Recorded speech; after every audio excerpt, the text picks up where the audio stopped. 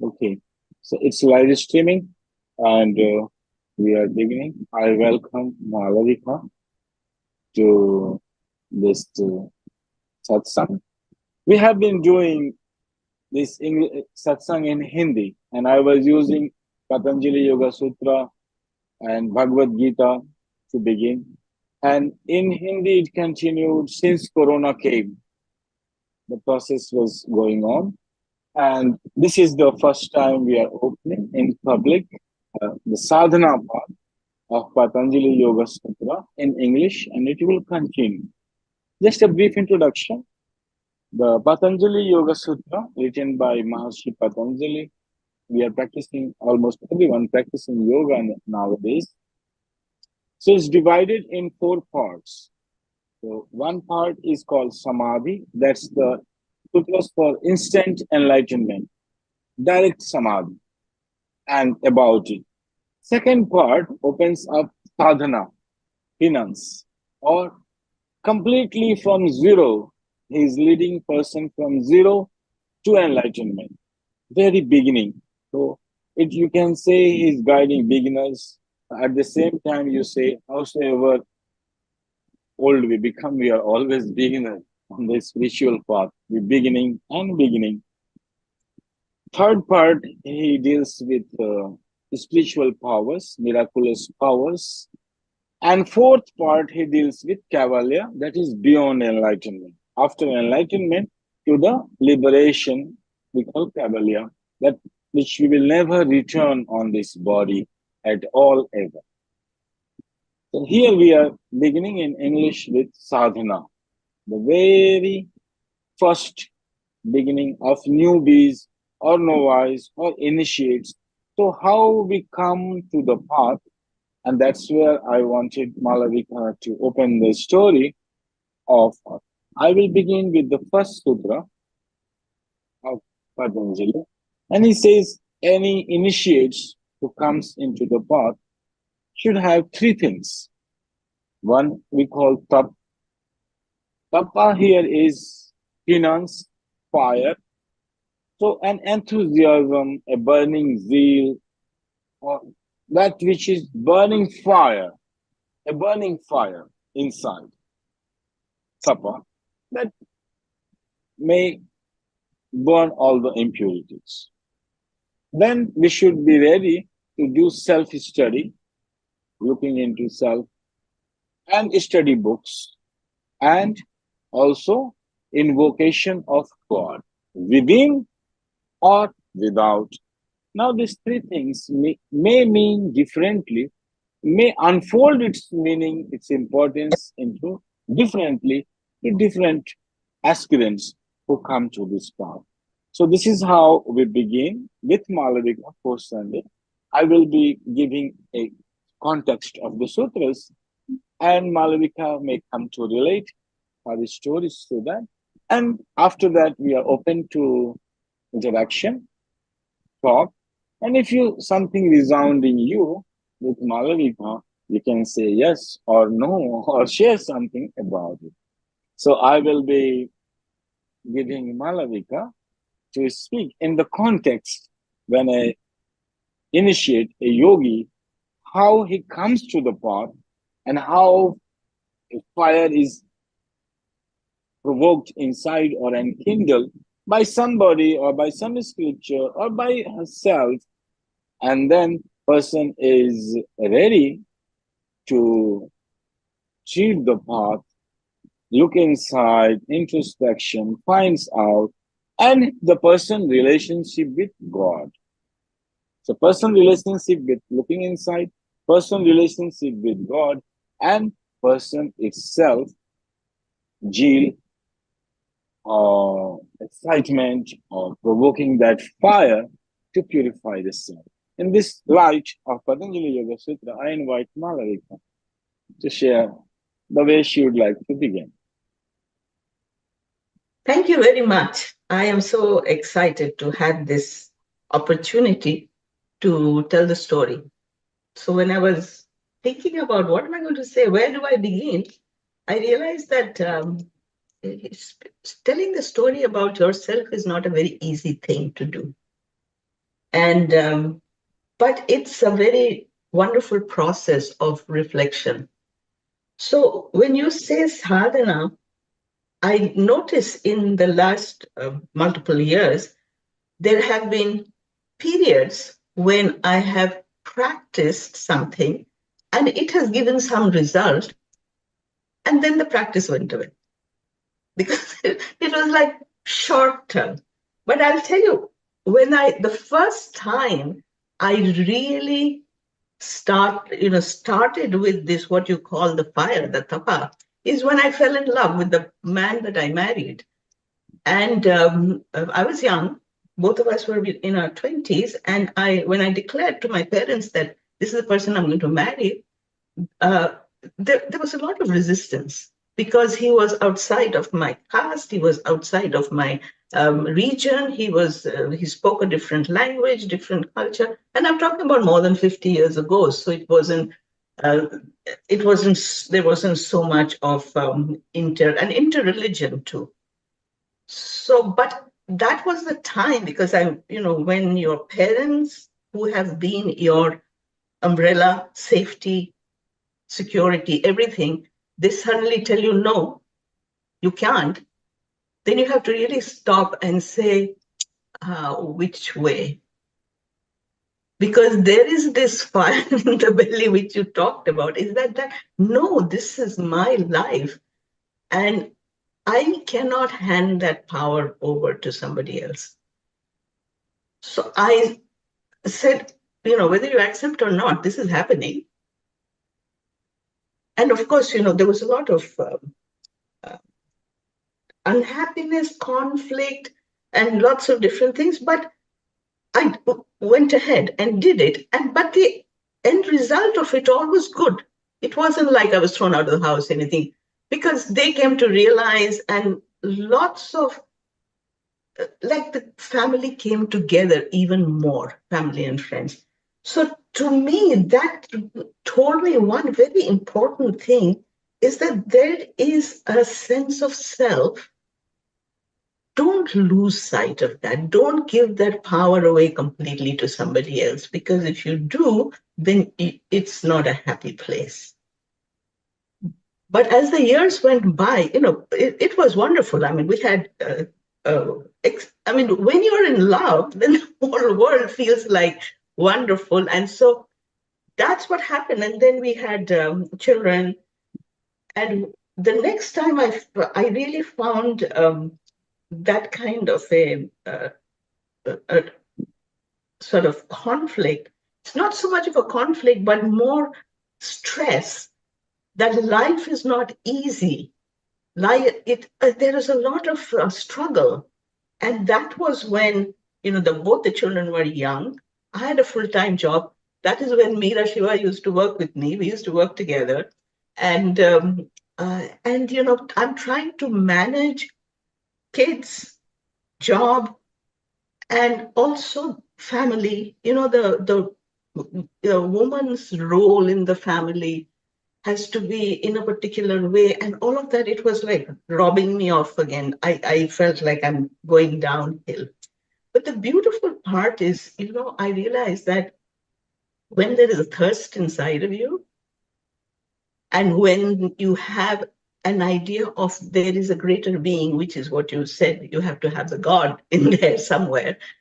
And then from your heart, when we ask to quench that thirst, that I want life to be not easy, but to be pleasant and peaceful.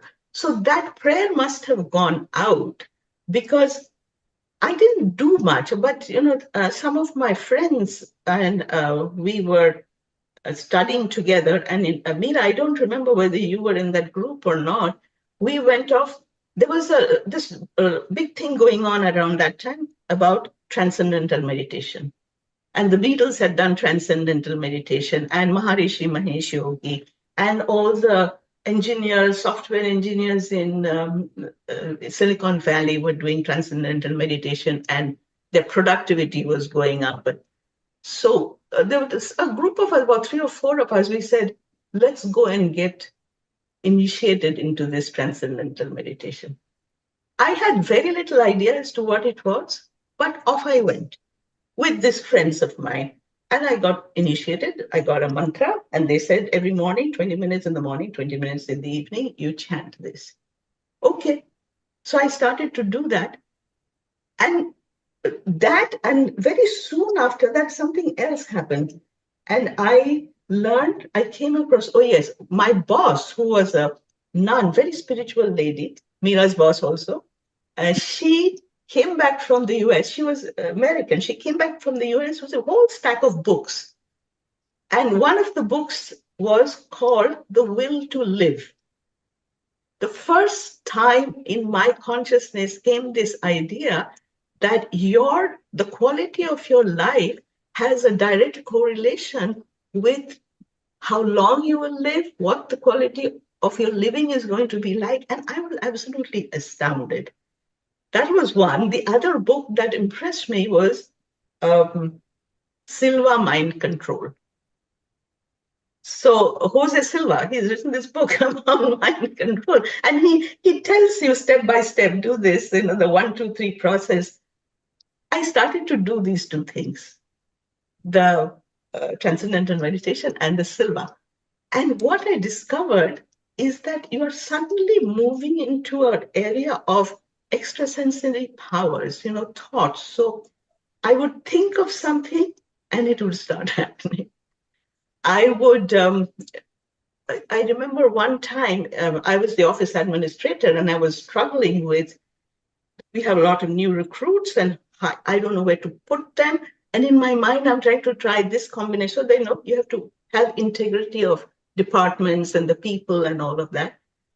And early in the morning in the alpha stage, as I was waking up, I had this dream where the whole thing was rearranged in the perfect fashion, which for 5 days before that, I've been struggling what to do. And I was so amazed. Besides that, I was picking up people's thoughts. Somebody's giving me a phone number, tells me the first 3 numbers, the other phone numbers come automatically in my head. So I realized that there was huge power in this. And I practiced it for a while. And then, when things start going better, the practice sort of, the sadhana sort of melts away. Oh, I don't need this anymore. My life is good. So carry on till the next crisis hits. And so there was a period of time when, again, there was too much on my plate. I couldn't handle it. I kind of sort of lost myself. I was not present. I was doing everything like mechanically. Wake up in the morning, do this, do that, kids, servants, no servants, do it. So it was like, just do what you have to do. Don't think too much about it. And that's when the addiction happened. Because I was not doing the sadhana, I wasn't doing the meditations. And instead, I was looking at something else to fulfill that. And I started to drink. And this was actually very funny. There was a period of some years over there. If you told me that you're an alcoholic, I would have said, no, of course not. I'm not. Because what would happen is that I'd stop. Something would happen and I wouldn't be drinking for lots. But then when it came back to the routine, I would go back. And it wasn't just me, because, that mahal in India, I'm talking about the 70s, 80s, early 80s, that was a social thing. Everybody sat around drinking. So I was doing that, not realizing that in the process of that, what I was missing out. And I always laugh and say, if your spirit is not free, then the spirit in the bottle is not a very good substitute, but it is a substitute. And I see that pattern all over the world. So that went for a while until I came to another very dark place. And that is when I was moving from India to the US. It was that period of transition. And just before we moved, I was in this, it was a time of a lot of, like, I'm leaving my house and home here in India, where I've spent almost 50 years, and moving to a different place with all its challenges and trouble. My husband was already here trying to manage. My mother-in-law was in an advanced age, and she's having her own problems with that. And at that time, there was one period I was very, very um, kind of feeling very under. And this friend of mine, Gautam Mukherjee, has joined recently. He was visiting one time and he said, not then, before the darkness actually showed up. And we were talking, and I said, so what's new in your life? He said, oh, I went to learn something called Reiki. So I said, Acha, what is this Reiki about? So he told me. He lived in Jamshedpur. It's a very forward-looking city, and they do everything before anybody else. So he just briefly told me, this is what it is. And I said, what does it do? He said, oh, it makes you feel really good.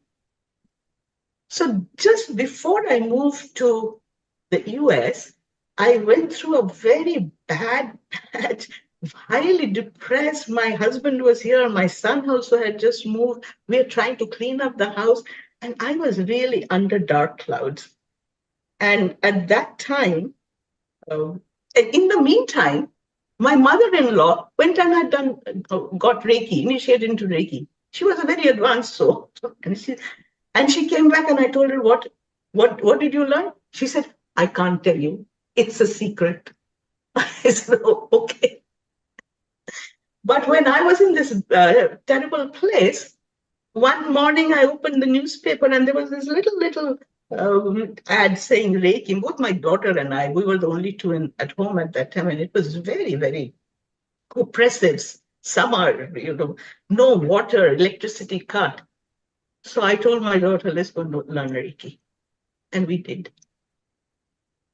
And for the first time, I realized the body, if you don't include the body in your sadhana, then it stays kind of half done, adhura.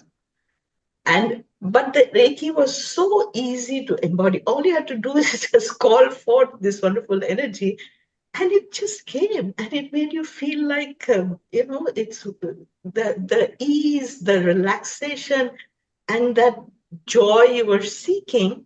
It came, and then I completely immersed myself, and my entire move from that country to this country was completely supported my practice of Reiki, morning, noon, and night, when I was at work, when I was trying to complete a project, when I had to do a presentation, Reiki, Reiki, Reiki, Reiki, Reiki, and it went very well. That was 25 years ago. We came here, and then the real journey began from when I look back now, and I said, okay, up until then, I was doing whatever I was expected to do from society. Now is the time when I have to come home to myself and live my life. And this is when I met Yogi Shri Niranjan. Again, I never knew where to go and what to look for, because that was supplied to me always by accident, by friends who will come and talk to you about something, and it'll show up.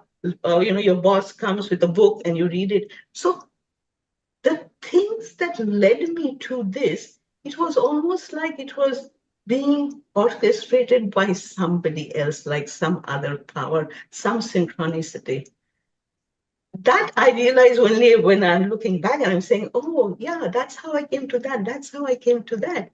And even when I met Shri Niranjan, it was a few years after I had come here. And at this time, I was seriously realizing that I cannot stay in this relationship because it's stifling. I have to do something for myself.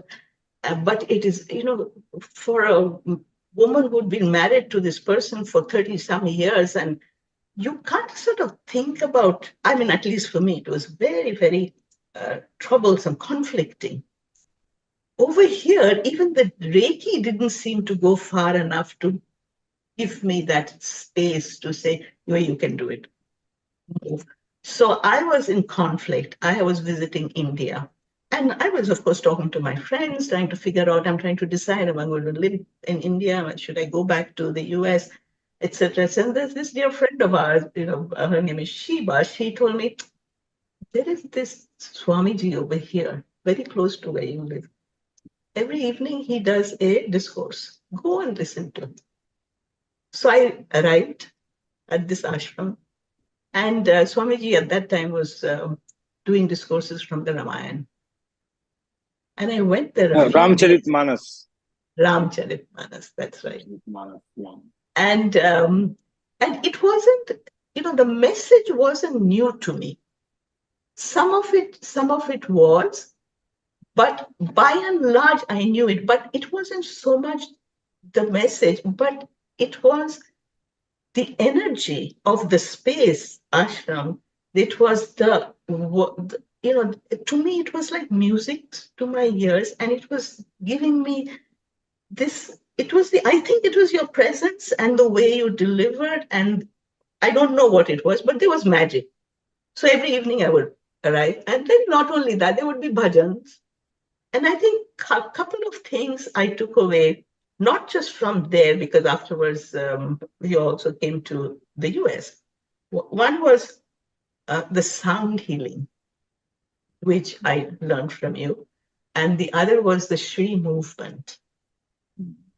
All the other meditation I had learned so far were think this, chant this in your mind, don't speak it out loud.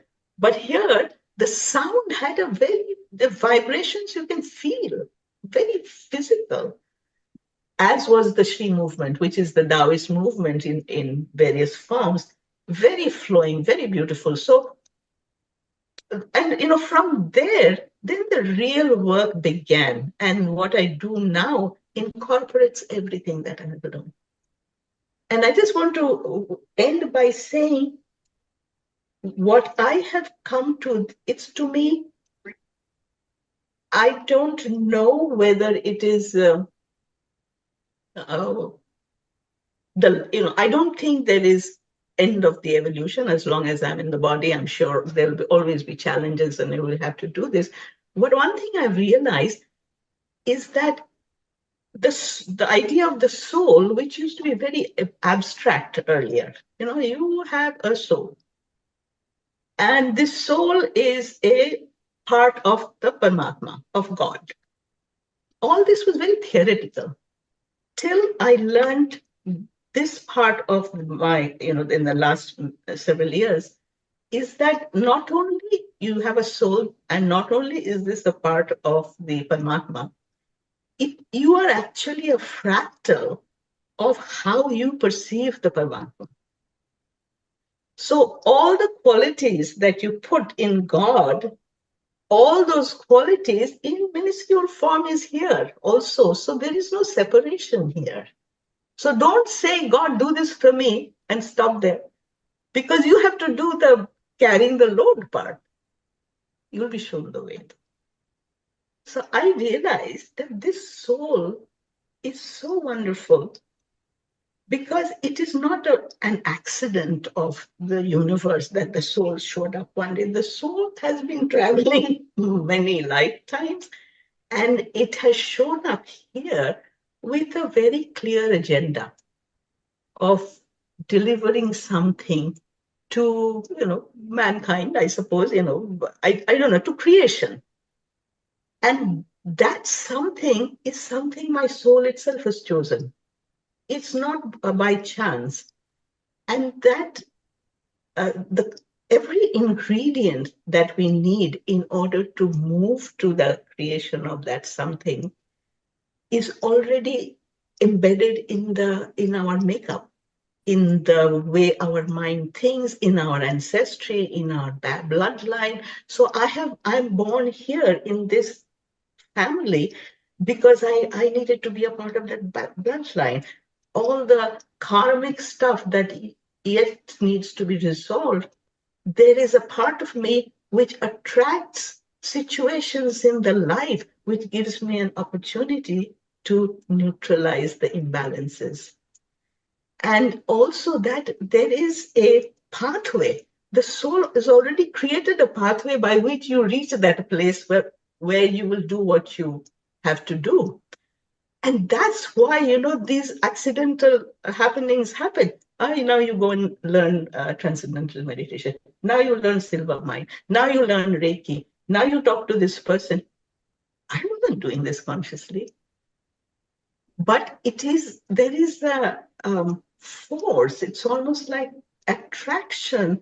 These have to come into my life, so I go through. Sometimes it'll throw you in the pit, and it's not fun. It's not even pretty, but it is essential for you to find the way to that which is the life's work, which we have come here to do. And I also realized that till such time you are able to align yourself with that work that we are supposed to do, there is not a sense of abiding peace. You have short-lived peace, enjoyment, etc., but there is always something. No, there is something over and about this. I wonder what it is. There is a treasure waiting for me somewhere, and there is always this restlessness. I have to look more. I have to do more. Maybe do meditation. Maybe do this. But the real truth, I have discovered this through my various work, is the real truth is don't get so focused on what you have to do. Do whatever is coming to you, because the guidance of the doing comes from inside. It doesn't come from outside.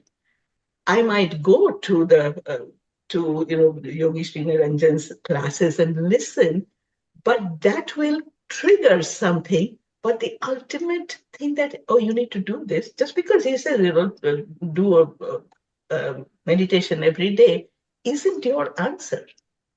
Your answer is when you find, yes, I want to do the meditation every day because it is coming from my need, my excitement, my love of this thing that I'm doing. Not because the gentleman is telling me, if you do this, you will go to heaven. He might say that, but I cannot buy into that till the fire in my belly gets lit up with that and say, of course you have to do this. And when we come to that place, this is also something I've learned, is that there is no argument in the mind. Oh, should I have done it? Or maybe I should not. Maybe I should do it every day. Oh, because when people say, I don't do it as much as I should, I said, wrong path. There's no shoulds. You do what you are guided from inside to do. And that guidance, in my experience, doesn't necessarily mean that you have to sit and meditate or do this. We all meditate. Whenever we are being mindful, whether you're cooking or whether you are taking a swim or whether you're going for a walk, that is always meditation. And like Osho said, your entire life is meditation. If you're present, unlike those times when I wasn't present. But so it comes, the guidance comes, and with the guidance, and when we follow it, the joy comes. Even if it is just, oh, you should cook this for dinner tonight. And when we do this with the dilchasvi, with the excitement, with the love, there is such a reward that, oh, life is good. Essentially, that's where I have arrived. And the other thing I also want to say I've learned along the way is that when we are not in a good place, when there is some kind of a problem, when that thirst begins, that oh, this doesn't feel good, something needs to happen so I can move into a better place, and I don't even know where to look to find the solution to the problem. But the moment that thirst arises, I think the soul reacts and says, okay, we recognize, where I say high self, the higher intelligence of the soul recognizes it and will push me in the way. And if the more I resist, the worse it'll get. This has taken me many years to understand. Don't resist. If you thought you will do this, and as you were about to do it, it got taken away. And then you sit and cry for a while and blame this person, that person, and everybody. No. Don't resist. There is a bigger picture here which you're not seeing. So sit down and contemplate, meditate, cry if you need to, throw up your hands and dance if you need to. But let that process take place, because at the end of it, you will be led to the next place. Sometimes very gentle, sometimes very. So, Oh, so one of the Malabika. things, Yeah. yes, Yes, yes, please, but please. I thought you stopped, so that's fine. no, but I got a thing saying recording is happening. So, what I'm doing now, and this is where, because of the involution, I said, when we have a problem, go to the source directly and ask. Because creation, you ask, it is given. But you have to have clarity on what you're asking for. You can't sit on the fence and say, well, let's see what happens. Oh, what would you like to happen? So there is clarity of, what is my heart wanting? It's the heart center. And if we can get that clarity, then we put out that prayer. We don't have to say it in words, but in our intention, life would be good if this was the case. And in that asking and in that imagining, the creation is set in motion. But the rest of the journey is now preparing this being, body, mind, emotional body, to be able to receive that. And I find that's where most of us get stuck, because the mind operates in a different scheme. The inner child operates in a different scheme. And so my entire work has been on how to help people recognize the difference between thoughts coming from outside and the ones that are actually coming from within. And I will pause there. That has been the journey so far. And the sadhanas, many are different. Go ahead. So, I am coming back because the time, 8 o'clock, here. So, this is what my idea is, that how, like, reading Sutra, classical text, Bible, and Patanjali Sutras, Ramcharitmanas, Bhagavad Gita. Yes, great text. And they speak in a very categorical seed form. But how a person understands, applies, moves forward. The first sutra was the three ingredients you must have to treat the path. You should be fully enthusiastic, burning with a desire to purify yourself. That's for sure it's needed. Not to purify the neighbor or somebody else, but to purify yourself. Tapa, burning impurities. That's, and second ingredients is self-study. And for sure, you should also study books at the same time, outside and inside, studying the self and invocation of God. That's many people say, I don't believe in God, I don't need it. Well, you can begin, but here it's also atheistic. In yoga, you don't need God. But as a sadhak, if you're proceeding, there comes a moment really that the God becomes your need. It's need, psychological need. And classically in India, we have two kinds of sects. No? One, worshipping God, giving a personality to God, a shape to God, a form to God, and worshipping it. There is a classical Vedic technology which applies to idols. Like I will show you Balyogi Premvarni, he left his body, we made the idol, and then after with a certain ritual, we do pran pratishtha, pranidhana. Like we infuse the soul into the stone. And here ritual is, after doing ritual, you put blindfold over the idol. And when you remove the blindfold, you don't look because energy is very high. we show the mirror, and mirror cracks into pieces. So when mirror cracks into pieces, they say, yes, it's established. So in a way, creating relationship, you can make a God with personality. And in yoga, you can make a God without personality. But that's not easy thing for everyone. Pure witness, pure observer, only witnessing and observing whatever you are doing, like your ego, your mind, your body, whatsoever is happening, is a pure observer, knowing everything is there. So this transcendental God, not easy for everyone to relate and to, but a personality works. So whatever in yoga, our God is transcendental. In general life, we can give personality, but India offers both. You can give a personality to God, a shape and a structure, and worship it, or you can go transcendental God, a pure observer, knowing all, witnessing, and he is a witness of your whole sadhana. That's Ishwar Pranidhana. He's watching, witnessing, arranging. By miracle, it happens. It does do nothing. It just sees, and seeing is potential.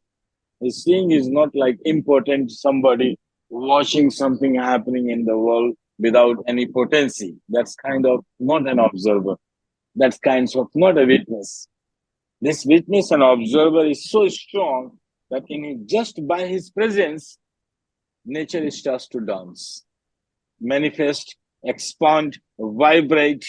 Spandan happens in nature. So his presence itself, the witnessing presence, transcendental God. So I have a All question. If when you say transcendental God, you are just talking about a concept that there is a greater presence within which I'm operating. Is that what it means? no, within which not only me, everyone is operating. Everybody is The whole operating. cause, Correct. the nature itself is born in his presence. His Yeah. presence Okay. Yes. holding the expansion of the nature, Yeah, transcendental God. which I call source, spirit, source. Yeah. Yeah, From where it's, everything happens. Right? everything happens. And pure Okay. witness, not interfering Not in your, interfering. not interfering in your process, but if you are open, you can receive the message. It's like a Guiding. sun. Sun is there, rays there. You can choose to close your window or open your window. Sun is not going to do anything about it. It's your choice. That light is there, shining, but individual soul, I have full freedom to close the God completely, that not even a single ray passes in my house. And I can open, and I can even destroy all the walls and windows that nothing remains. I'm fully exposed to it. Or I can open a small window and sunlight infiltrating through. It's my freedom. That's why I say sometimes we say freedom is So, condemned. Man is condemned to be free. but actually, maybe not, because I want to just tell you another little bit, which I remember often. It was a very powerful thing. When I had told my parents that I'm marrying this classmate of mine, and there was a lot of conflict, there was a lot of clash. Here I was finding it very difficult to even be in with my family because there was so much resistance and push. I had a dream just before I got married.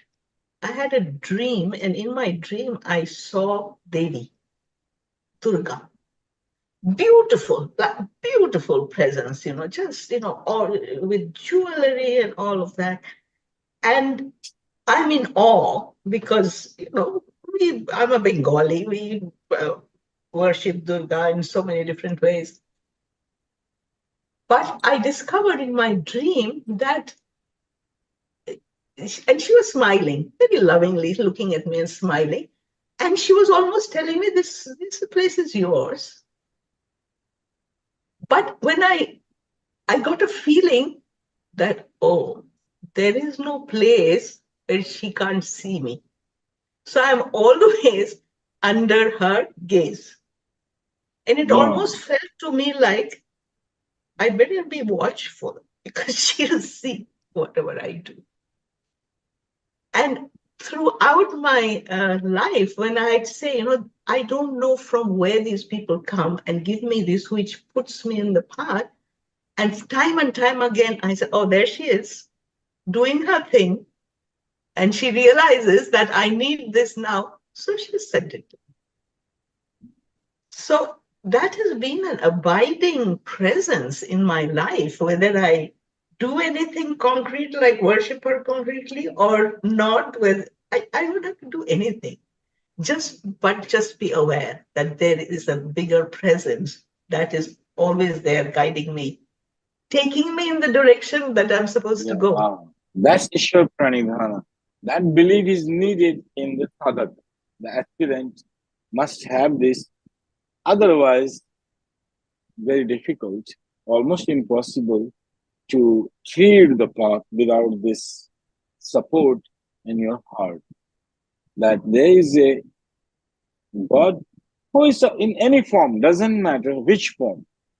Like I will tell you, I was reading a book, Vigyan Tantra, that disciple of Swami Satyananda, uh, she is now she is a Swami, now is a he, Swami Satsangananda Saraswati, the intimate disciple of Swami Satyananda.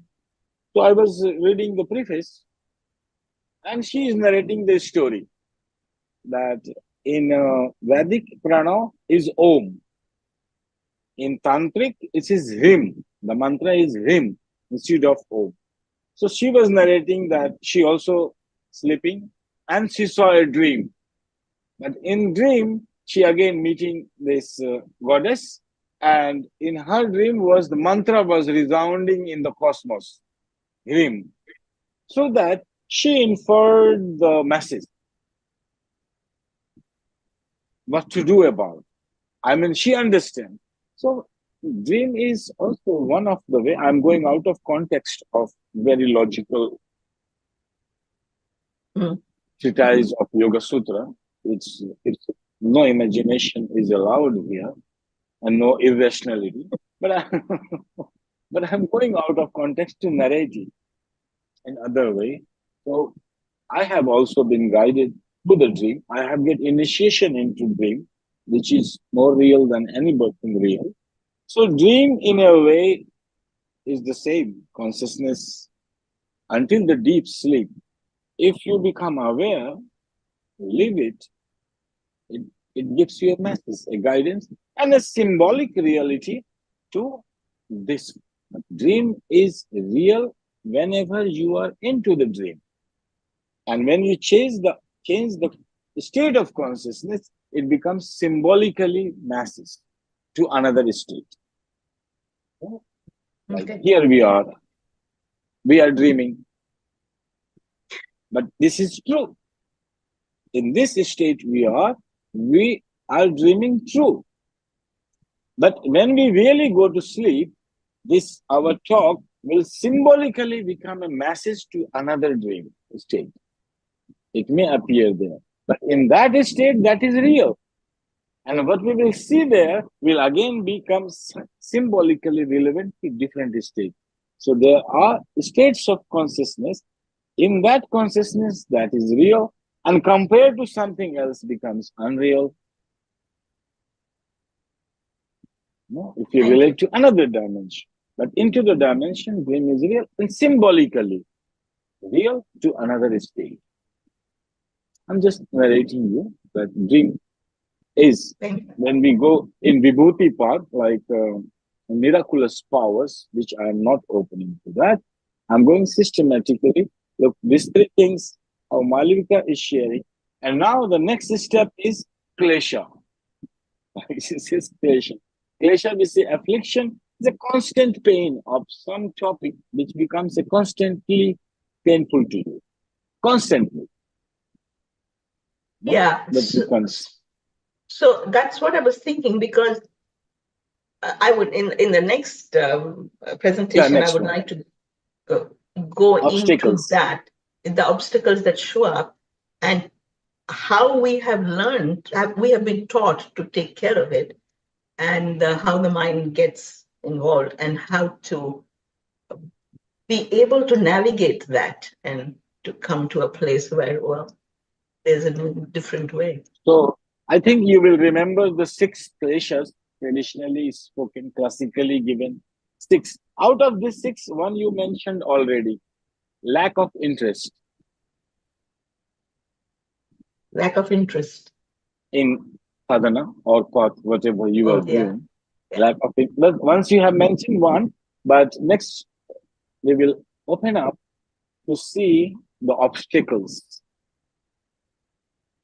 how Mhm. the path is interrupted, how we fall out of the sadhana, how we fall down, the pitfalls Mhm. and the challenges, the real challenges, these obstacles, which every seeker feels inside and saying. Patanjali will say very six, but six existing in all and everyone life. Let's see how Malabika come over and how she is coming over. And no guarantee it will not appear again. No, there isn't. But I am having a little difficulty saying every seeker will find it. You don't have to be a seeker. You don't even know you are a seeker.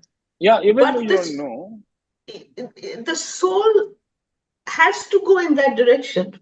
we It's like call whether it you do. we call it a seeker when a conscious decision is made that I Okay. will remove these afflictions from my life and I will achieve enlightenment, pure intuition, pure wisdom. When this consciously settles into any body person, the person is aspirant, initiate, sadhak. But I have a little problem. I'm not saying I will reach pure consciousness. I'm just saying I want to get past this problem to a better Afflictions, place. both way. One way you say either you work to pass through affliction, and passing means that you are looking for enlightenment, a space of samadhi where you can see very clearly rope or snake. That is right. Very good. So it's both. That's what my point was. That when we read the scripture and we see every person, we say, oh, it's the same thing happening. Undercurrent, fundamentally, everyone is, but it's story different. So let's Yeah. listen to stories and also to read listen the classical books at the same time. So Mm. we finished two sutras today, and third sutra is the obstacles. Six obstacles classically elaborated by Patanjali. If you find more, welcome. Very nice. So Martin has So been here we smiling are. away. Marvin is smiling because this is the story of everyone, but you are narrating. It's everyone has the same story. Little bit dress Yes, design is different, special effects are different, lighting different, director is different, I'm but smiling movie. because it's just so beautiful. I'm always mesmerized by you sharing your experience. I have confirmations, and he has confirmations as well, and just everything you say, it's a dance, it's a dance, and just before you started, I was talking about humility, finding God, and the place of suffering just a little bit, and now it just follows everything. And I imagine as well that the next section with the kleshas and the obstacles, it's all about that as well. What is the purpose of the obstacles, and just coming back to that as well, to that devotion, it's to strengthen that devotion, that connection, because it is a psychological need. Because the same way, Krishna said that we have that choice of putting the curtains and not the curtains. That's the duality, that we need the curtains to be open and receive that light of God. But at the same time, in that same duality, you said something very interesting, Malabika, is that there is always that presence no matter what. There's always, even if you're not aware of it, even if you're not a seeker, and that it also makes me smile a lot. In the job I do is when I go in the city and you just feel in the eyes of the people that you meet in their, I don't know, in their aura, you feel sometimes what people are going through. And if they're running away, are they running away, from it, or are they going towards it? And, that always makes me laugh because, as you know, Krishna, she Krishna ji said, there's no guarantee that the obstacles will come back. We cannot take it for granted. Oh no, new obstacles will come. Yeah, new obstacles. But The bar sometimes, will go higher. Yeah. Yeah, That's definitely. Meera ji, That was it. That was it. I'll let you continue. No, obstacles in next chapter, no, Malabika? Yeah, next. Now, I was wondering if anybody, Gautam, Meera, you have anything to comment, say? Yeah, so see your life, you will see the story speaking to you, reflected. Definitely have something to say. I wanted to thank you from the bottom of my heart, Malabika. I even had some tears, as you were sharing, in your truth. I was just in love with your story. What can I say? I was just in love from your authenticity, your sharing, and just everything. I think it's so beautiful. It is so beautiful. The coming to be, and how you taste a little bit there, and then you got enough, so you stop. But at the same time, also it was not meant for you. So, and you see, and that's what's so humbling about life, is that you never get really anything out of yourself. I mean, you do. You have to put your consciousness at work, but everything is brought by other people, and ultimately by the grace, by the grace of that supreme consciousness, and it's phenomenal. When we stop, to contemplate, sometimes, we wake up, we're in that fogginess, we have questions, but the moment we get back to the clarity, all we can do is just smile and laugh. It's just so funny. Everything is just so funny. It's beautiful.